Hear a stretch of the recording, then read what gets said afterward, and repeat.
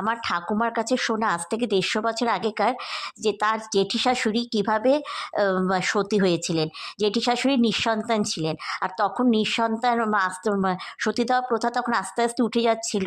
কিন্তু নিঃসন্তান মহিলাদের বিধবাদের তখন কিন্তু সতী করা হতো।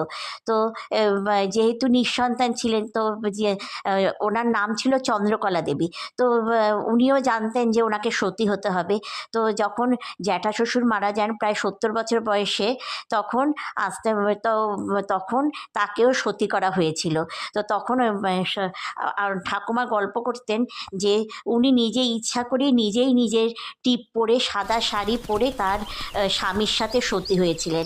তো তখন কি এখনো পর্যন্ত ঠাকুমারা বিশ্বাস করেন যে কোনো শুভ কাজে গেলে বা কোনো কাজ যদি বাধাপ্রাপ্ত হতো, তখন যদি চন্দ্রকলা দেবীর নামে যদি কয়েকবার যদি মনে করা হতো ওনার সতীত্ব, তবে সেই সব কার্য